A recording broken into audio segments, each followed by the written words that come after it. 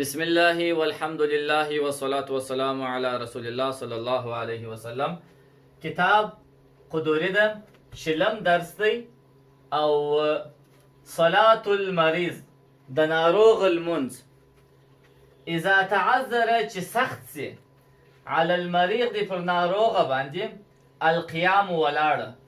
داسې مریض دی، داسې ناروغ دی چې په ولاړ المنز نسي کولی، صلى المنج وکي قاعدا په ناسته سره، و يرکعو رکوع به کوي، و یسجدو او سجده به کوي. که ولاړېدلی نسي، په ولاړ المنز نسي کولی، په ناست المنز کوي، مګر رکوع دې سمه کوي، رکوع ته چې بیرته راولاړېږي رکوع دې کوي او سجده دې کوي. فإن لم يستطع، که ده توان او طاقت نه درلودی الرکوع چې رکوع ته چې هم راولاړ سي رکوع دې وکړي او همدا ډول و سجود سجده چې وکړي، نو بیا دته دا اجازه سته، جواز ته یؤمي چې اشاره وکړي، ایماء په اشاره کولو سره. پر ولاړو خو قدرت نه درلودی، په ناستې لمونځ شروع کړی و. اوس نو که رکوع ته راولاړېدلی سوی، رکوع یې کولی سوی او سجده یې کولی سوی، خو ودې کړي.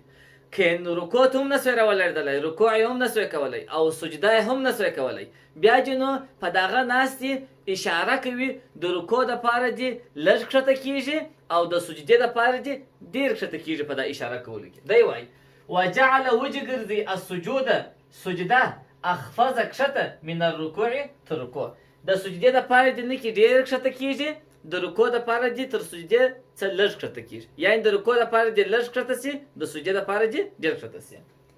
ولا يرفع دی دې نه پورته کوي الى وجهه د ده و مخ ته شیء داسې یو شی چې مخ ته نه پورته کوي، یسجدو علیه چې پر هغه شي باندې دی سجده وکړي. یعنې که څوک داسې یو چوکۍ جوړه کړي او مخ ته داسې یو میز ورکړي چې دی خو زه هغسې په ناستې لمونځ کوم، نو دا میز به مې مخ ته پروت وي، سجده به هم پر دا میز باندې کوم، د رکوع دپاره به سر کښته کوم او د سجدې دپاره به سر پر دا میز ایږدم. دا کار دې نه کوي، بلکې د رکوع دپاره دې لږ کښته کېږي، د سجدې دپاره دې نه کې تر هغه ډېر کښته کېږي. د یو شي راپورته کول و مخ ته چې پر هغه دی باندې سر کښېږدي سجده وکړي، دا کار جواز نه لري. فإن لم يستطع، که چیرې دغه ناروغ کس استطاعت توان او طاقت نه درلودی القعود د ناستې، یعنې که ناست نه سوی کوی، نو بیا دوې طریقې دي، دواړې جایزې دي. یا یې د شا پر تخته باندې پرېوځي، پښې دې مخ پر قبله وغځوي، د سر په اشاره باندې چې لمونځ کوي، او یا دې پر راسته اړخ باندې پرېوځي، مخ دې د قبلې شریف طرف ته کې پر راسته اړخ پروت وي، مثلا قبله دا ده، نو پر دا راسته اړخ به داسې پرېوځي، پښې به دې خوا ته وګرځوي، مخ به قبلې ته کې د سر په اشاره دې لمونځ وکړي.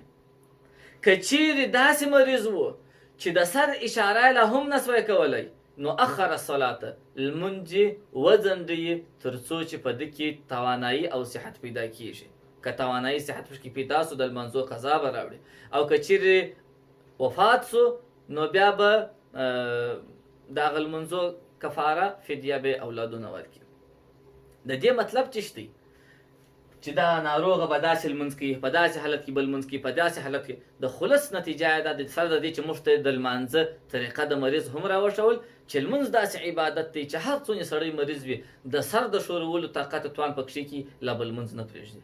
الله تعالی دې موږ ته د لمانځه او د تمامو عباداتو د ادا کولو توفیق او توان